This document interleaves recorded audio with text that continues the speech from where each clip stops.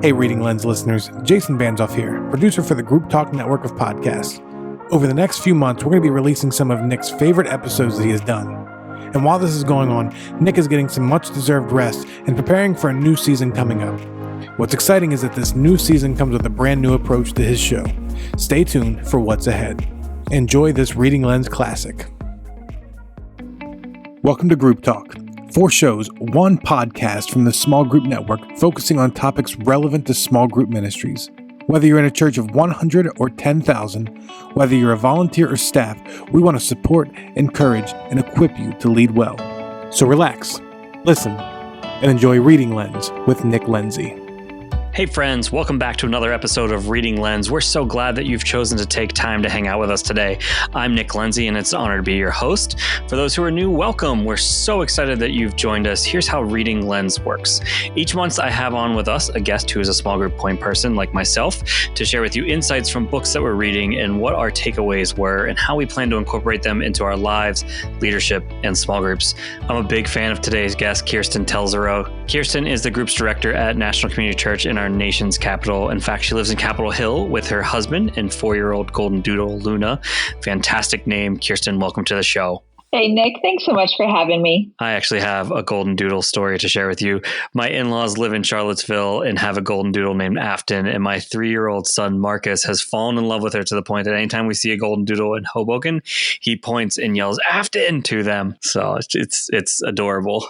That's awesome. I mean, how could you not fall in love with golden doodles? They're sweet, they're kind, they just want to love you all the time. I personally am biased. I think they're the best kind of dogs. Yes, they are great dogs. So some of you may have known Kiersten from the many hats that she wears around the small group network. She is like our utility fielder who's played so many positions and is sneaky good at all of them. Could you share with us what you do for the small group network? Yeah, absolutely. So I do a couple of different things with the network. I'm very passionate about the small group network. And so you'll find me as an Accelerate speaker where we just actually today is day 2 of Accelerate Arizona. They happen all over, so you can look for one near you. But basically, they're strategic planning for your group's ministry, and they're a lot of fun. I also am a blogger, so if you see any of the Small Group Network blogs, you'll find some of my writing there, as well as right now I have a dual role. I serve as the North American Associate Director with Philip Byers, as well. I didn't know that. Yeah, it's a lot of fun. That's awesome. As well as the Northeast Regional Leader, because I am, in DC and then am from Pennsylvania as well. So have some Northeast connections. That is great. I also love that, you don't just blog, you vlog. So it's always beneficial. I'm actually a secret YouTube junkie. I, of course, love all the funny videos, but I also really dig the educational ones. And there's some really good history content on YouTube. But I believe our Small Group Network YouTube page is actually pretty great, too. There's some additional content, like your vlog is hosted there. But it's also another place where you can listen to this podcast. And another thing I like about you is you actually took over for me as the regional leader, but you decided to take on even more states. I was just doing 3 of them, and you're like, give me the rest of them up there. So...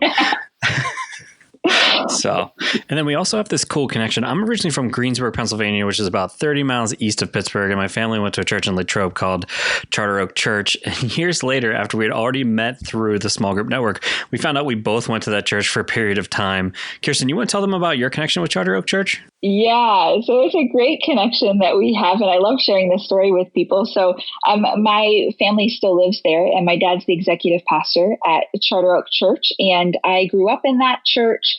I accepted Christ in that church, and even received my calling into ministry in that church. So that church has a special place in my heart, but I also love the fact that anytime that, we're connected in the network, Nick, that we just share that story with people, and they're like, what, really? In Greensburg, Pennsylvania?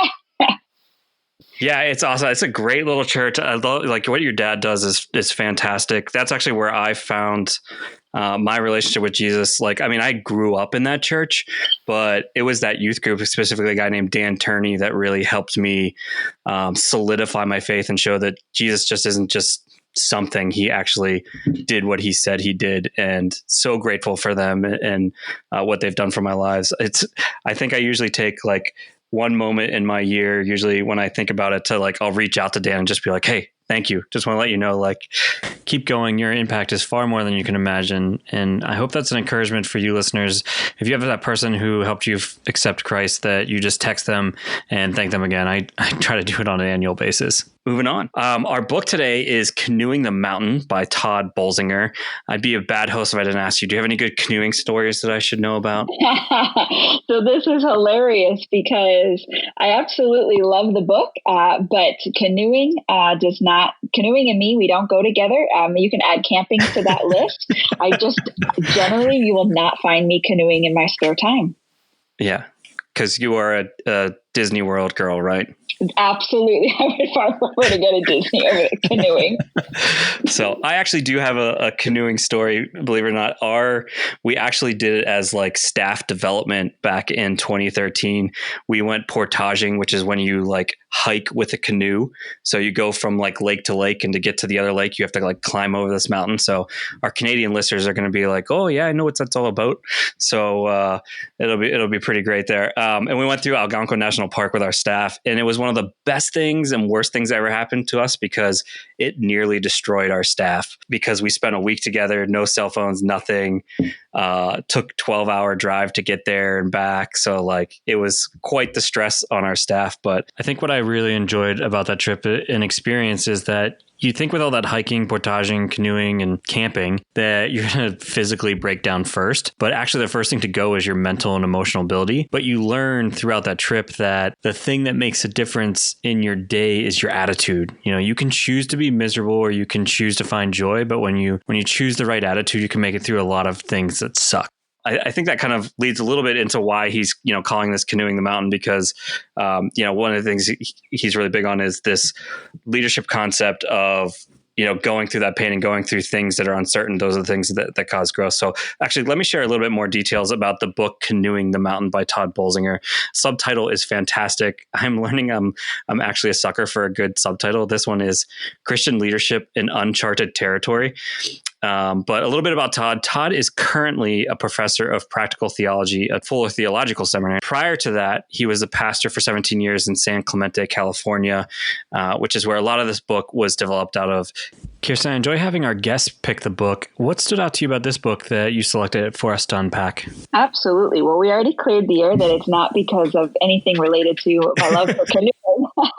But we really have been doing a lot of reading as a staff in this season. And I mean, we know the saying leaders are readers, right? And so This is just one of the books that our executive leadership team has been reading. And so I always try to focus on reading, what they're reading. And I also love books that really help me develop and become a better leader. And this book literally did that. Like I grew so much in thinking about what are the areas in my life that are considered uncharted territory and in my ministry, and especially even in this season. Yeah. I love that nugget of reading the books that they're reading and kind of understanding, what they're going through. And I feel like that's always super helpful too, because they'll pick up some lingo that they don't recognize comes from those books. And so they'll come into those meetings and they'll say one of those key words, and you have such an advantage over another staff member. Not that it is like an advantage you have to have, right? But at least like allows you to go, oh, I know exactly what you're talking about. So. Oh, exactly. And that happened several times throughout this book. And I was like, oh, that's where they got that from. It's always a good thing when your leaders are learners. I think that's another maybe thing from this book too, of like being a learner to get through these uncharted territories. But this book does a great job of laying a foundation for approaching uncharted territory. And what they do in this book is it's broken up into 5 parts. The first one talks about understanding charted territory. And then Tod has a really distinct view of leadership, and he kind of goes into each of those as we get to that, which we're going to get to. But I think one of the things the listeners probably still asking is like, okay, so why is it called Canoeing the Mountain? And the reason it's called Canoeing the Mountain is because Tod is a really big fan of Lewis and Clark. So Lewis and Clark were explorers. We had this is in the early 1800s. Thomas Jefferson is the president. He has just purchased the Louisiana Purchase, and he is looking for these explorers to go view what he just purchased. Talk about like a blind buy, by the way. Like, we're just going to buy this land. We have no idea what's in it. That stuff to me is like beyond what I can comprehend. Also blind in going and finding the Pacific Ocean. Yeah. I don't know how they made it. Even reading this book, it's like, how do you know where to go? So I think one of the other things why it's like Canoeing the Mountain is that they had expected that they were going to find a river that would take them straight to the Pacific Ocean. And as they started going further west is when they hit the Rocky Mountains, not even knowing the Rocky Mountains are there. And if you've ever been to the Rocky Mountains, they are never ending. And so I can't imagine what it's like to get to one mountain, climb over it, and then see like 7 more and not even see an ocean. So that's a big part of the uncharted territory. But I also think, Kiersten, there's 2 other things that we should define for the listener. And this is one, how he defines missional, one, how he defines leadership. Would you like to take how he's kind of defining missional for us? Yeah. So he's defining missional in the sense that it really is, an external perspective of the church doesn't exist for ourselves. And he says that in several conversations that he's had in his local church as well, where he says the church really isn't about us. The church is finding people who don't know Christ and then creating ministries and being innovative for the sake of them that don't know Christ. And then, as you talk a little bit about his definition of leadership, he really does talk about how this missional concept is shared. It's not you just going on mission for Christ. It really is this collective and communal, for lack of a better word, mission where we've been commissioned with Christ to go and do so. Yeah. Cool. And I think the other thing that I think that's important to talk about here too is then like how Tod views leadership.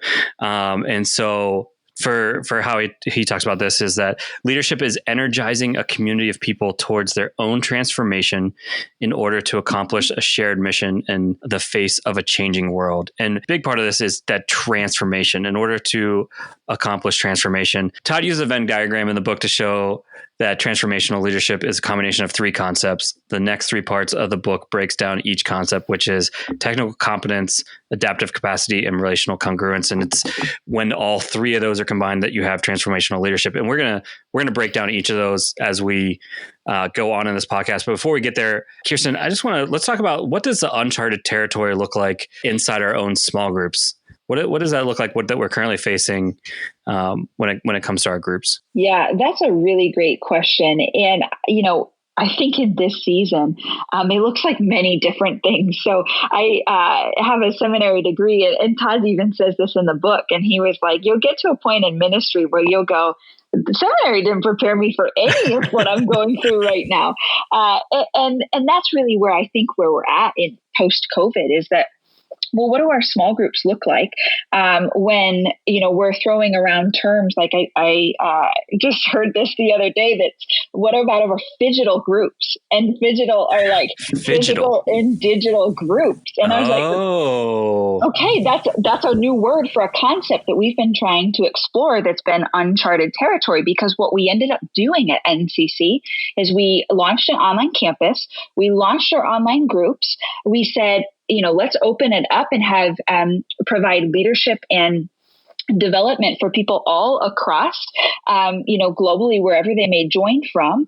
And now we're finding, okay, so now we have a mix. We have people who have joined online, and then we have people who are wanting to meet in person again. And so what do we do when we say, okay, so we're going to, go and have a picnic at the National Mall, and someone is also chiming in from, Maine or from Italy or, whatever that looks like, because this is now a phygital group. And so that would just be one simple example of, I was not taught that in seminary. We've never had phygital groups before. And we've never even had to think through some of this stuff. Have we thought through online small groups? Absolutely. But not necessarily what if it looks like if they're, hybrid? What if it looks like if we go back to, some in-person groups? And, depending on the direction of COVID, if it gets a little bit worse, then do we go back online? And stuff like that is all literally, we are leading and building the airplane in the air as we go. Yes. Yeah.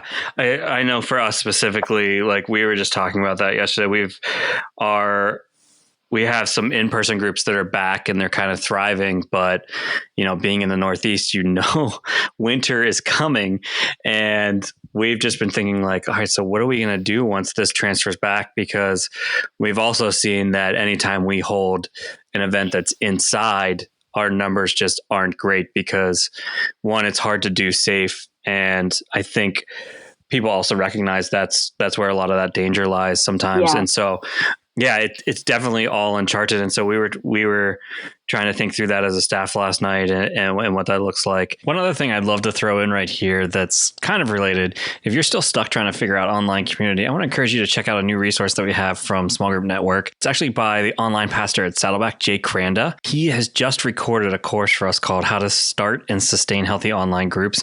Jay's a guy I personally turn to when I have questions about online groups.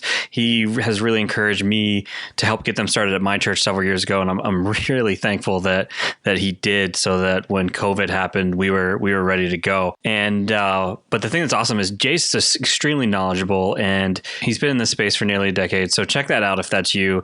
You can find more info at our website, smallgroupnetwork.com, and then just click on resourcing strategically and look for the course. So, yeah, that's great. Before we move on to the next section, anything else from Uncharted Territory that stood out to you that you think is worth highlighting? Yeah. The other thing that he talks about in his book is this principle that really has become a life motto for him in, really living and adhering to the mission, is that he says we often are finding ourselves in two things. Either we adapt or we die. And he even will say, like, we go on adventure or we die moments. And basically he's talking about these urgencies of the situations that we have a choice to make. And he says that actually when given the choice, that unfortunately 90% of people will choose to die. And the statistic that he pulled that from is a study that said those who were faced with exactly that choice, to stop drinking or you'll die, to stop smoking or you'll die, to change your diet now or you'll die, the vast majority choose to risk death. And so he's just further communicating the importance of choosing adaptability, choosing the adventure that they saw the Rocky Mountains and they went anyways, as opposed to just saying, well, this mission is over. Yeah, no, I think that's so good too. And I think that's one of those things that's really at like, I'd be shocked if all of us don't feel that inside our churches where, we know we want to go someplace new, but there's just such this resistance. And I think a lot of it's because they obviously struggle to see what's there for them. And there's that comfort, right? So even think about maybe the small group that you have that's been together for several years. It can be really hard for them to understand why it's important to multiply and create more groups because they have this thing and it works for them. And so like you can see that kind of death inside that, where a group is just, they're comfortable with what they got, and they're going to stay with that. But yeah, let's keep on moving. Let's dive into the technical competence section. Part 2 is all about the technical competence. So just a refresher, Todd talks about leading in a transformational way called transformational leadership, which is made up of 3 parts: technical competence, adaptive capacity, and relational congruence. So the first one is what he calls off the map skill set on technical competence. So before people will follow you off the map, gain the credibility that comes from demonstrating competence on the map. And that really starts by building trust with your people. How do you build trust with your leaders and organization? Yeah, that's a really great question. So in DC, this takes a long time to build trust, more than I had thought. Because prior to living in DC, I lived in Georgia, and I just felt like I was here for 6 months. You build credibility and people trust you. But in DC, it took about 2 years to build relational equity with many of the leaders that I have, because it's so transient that they were just really assessing like, okay, is she going to stick around or is she going to be gone like X, Y, and Z? And they say that if you've moved, if you stay in DC and have not moved out within 2 years, you're considered a veteran.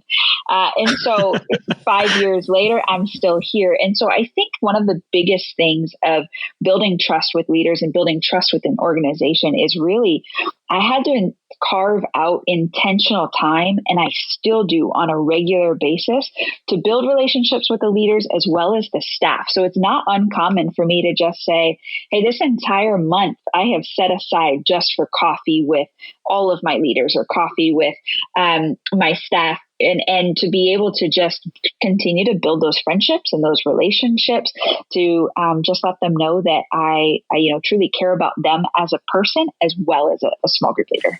Yeah. What does that look like through COVID when you can't necessarily get coffee? Yeah, that's a great question. No, so I just did it recently, and it was great. I opened it up and I offered coffee or tea via Zoom, and they were able to sign up for a specific time.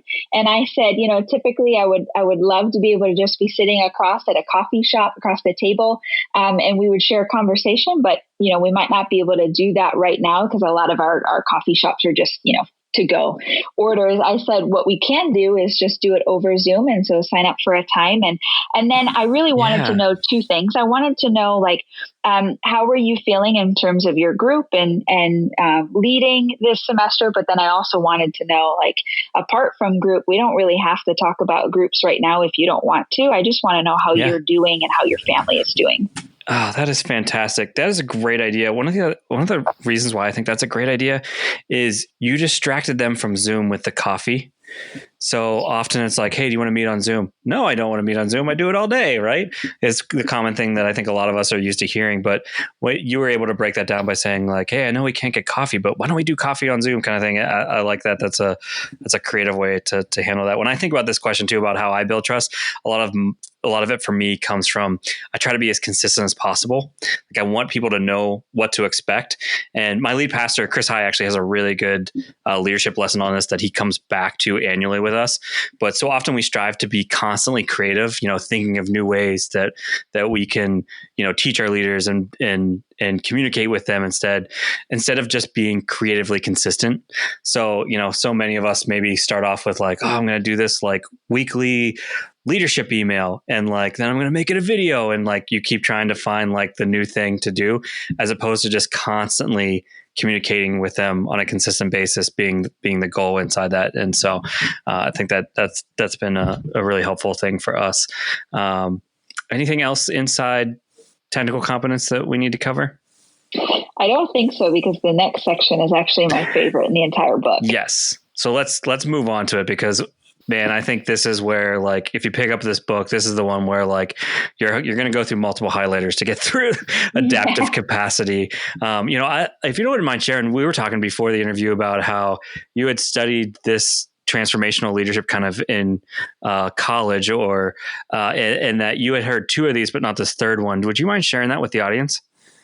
Yeah. So in transformational leadership, in college, we had talked about technical competence as well as relational congruence, but we hadn't really talked about adaptive capacity. And I guess what I would, specifically start off and define the transformational leadership is, it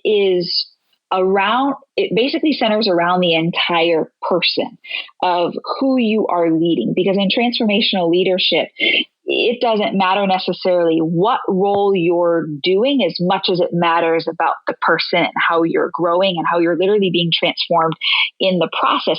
And I think that's why Todd really brought transformational leadership into this text, because transformational leadership is the whole in mind.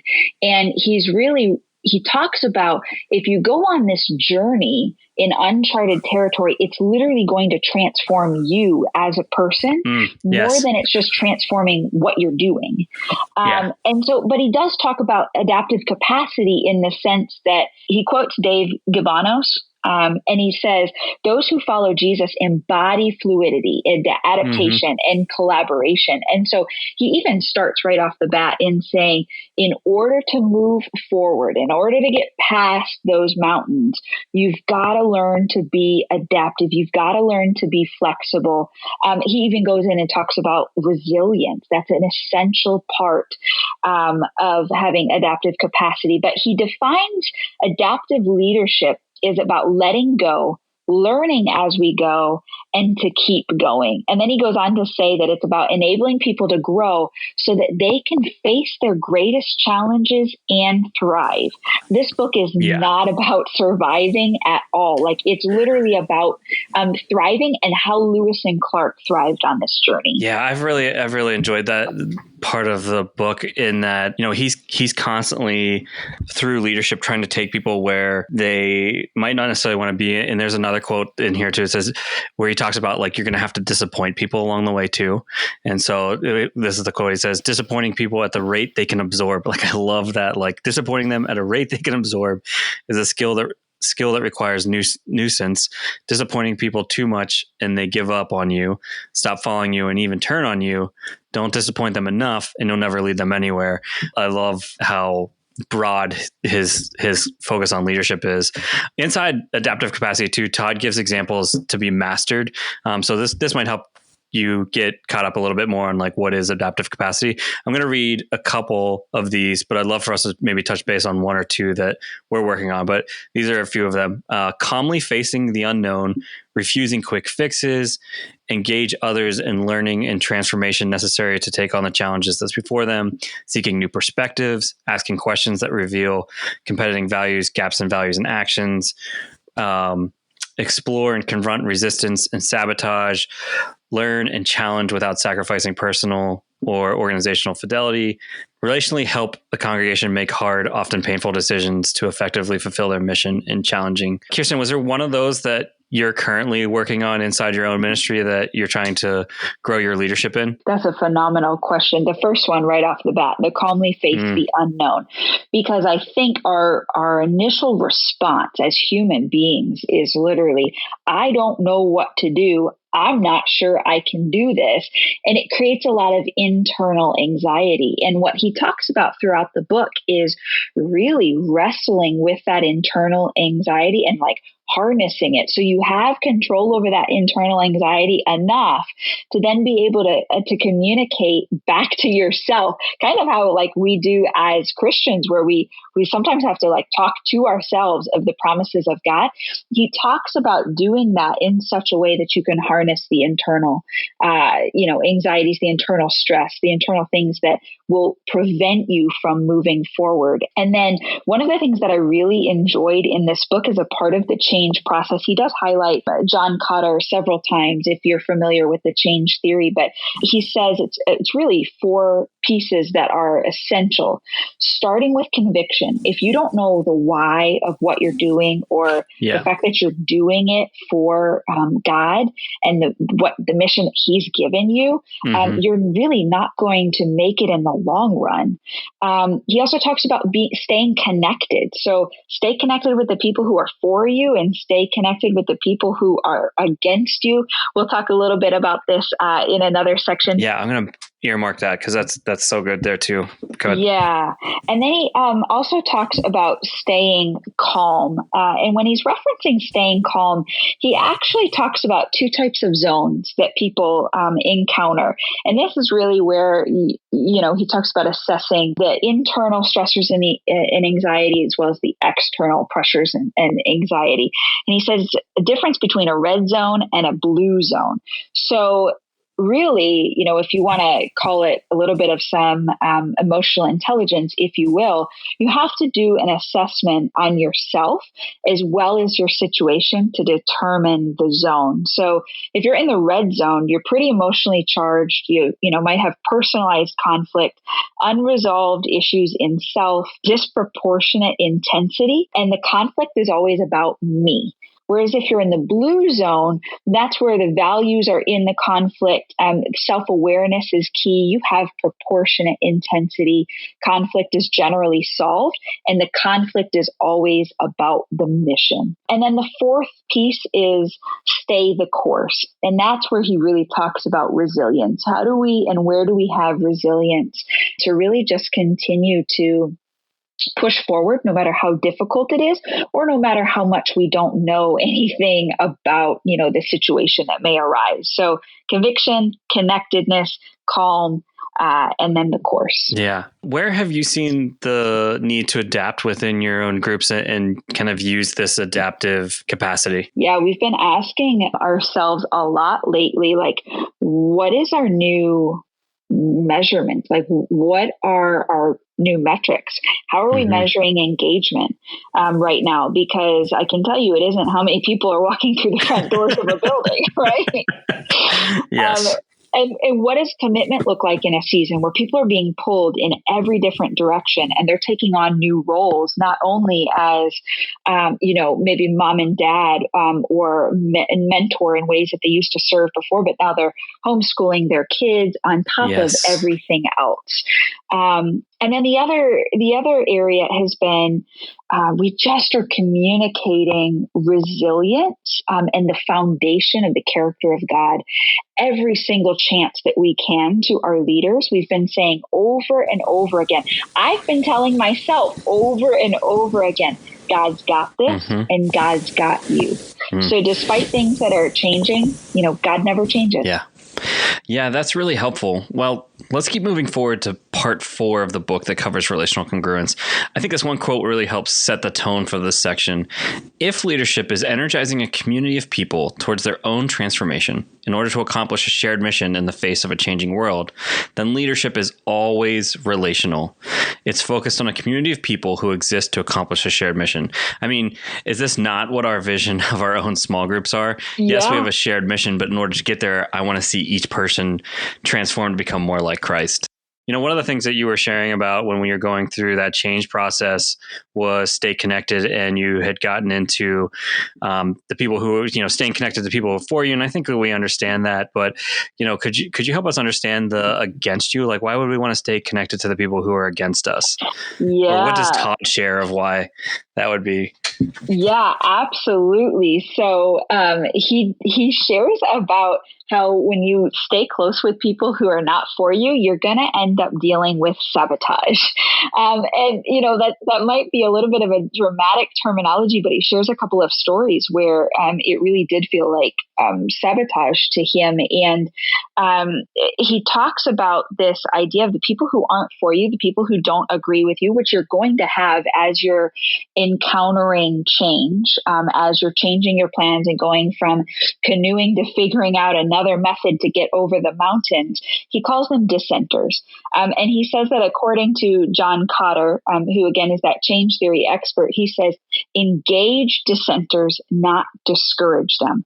And the reason being is because it talks about this idea of people don't naturally resist change. What they resist is the loss that they experience in change. And it's such a powerful thought to think through, okay, you might not be for me, but maybe it has more to do with the fact that we're changing something that you're now grieving a loss and experiencing that. Yeah, no, that's even the example that you talk about, like, the centers, it makes me think of, like, what was that, 2008 when BlackBerry, when the iPhone first came out, and you had that. I remember being an iPhone person. I'm kind of an early adopter, and but all my friends, they all had the BlackBerries, and like I specifically remember them just being like, I can't imagine having a phone without a keyboard. And now we look back on that and think about like how kind of silly it is that we were so attached that like we had to have that. And along the way there's going to be like I love that he talks about like we need to expect that. We need to expect people who are going to resist the change that we're hoping to bring into our organization. Yeah. And then he expands into this thing about allies and confidants that I really like, and talking about the difference between the two. So allies, he defines, are people who are within your organizations. They see your goals. They even have others or maybe even competing loyalties. They can give you perspective, can build alliances. But one thing that's important is that they're not friends. I think that's also one of those things that's like, I know personally for me, it's been one of the things that's been challenging working in a church is that, these allies that you think are your friends, but really like that can go south quickly. That's a whole nother podcast. But, and then the other side of it is the confidants, which is people who are usually outside of your organization, see your heart, loyal only to you, give you encouragement, can build you up, and are not partners. And talking about how each of them play their own role and have their own values within that. I think about this a lot because there are people that I've developed really strong friendships out of the small group network, and realizing that they're confidants, knowing that they know my role and they're loyal to me, but they don't necessarily see the day to day.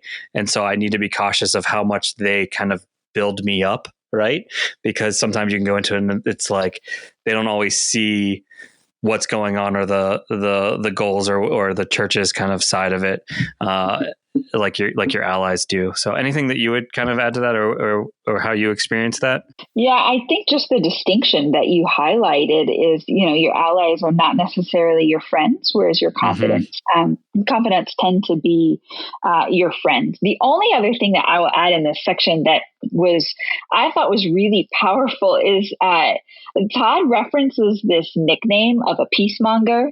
And he says, like, you really don't want to be a peacemonger, because especially when you're, dealing with sabotage, because people who are a peacemonger, they're overtly anxious risk avoiders. They're more concerned with good feelings than progress, and they consistently prefer the peaceful status quo over the turbulence of change, even if change is necessary.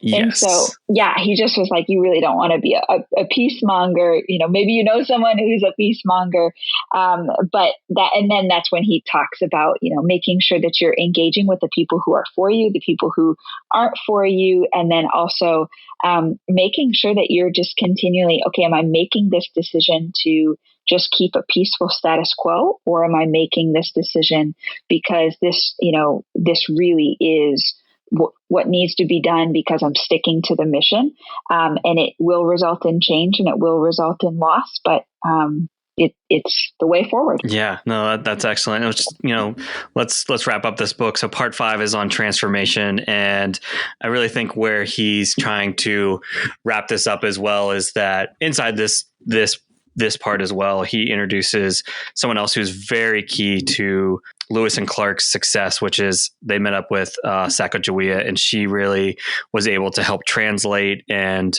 knew the territory already. And he sort of brings in this, like, how we need to include a diversity of thought. And so I'm curious, what does diversity of thought look like within your church? Yeah, so that's a great question. I think one of the things that it really is about is being aware of, like, I don't want to bring another Kiersten to the table. I want someone who thinks differently than me. I want someone who has a different background than me. I want someone who didn't go to seminary. And that way I'm continuing to enlarge the leadership pool, and that there is that diversity of thought, because he says when you have diversity of thought, then you have improved problem solving.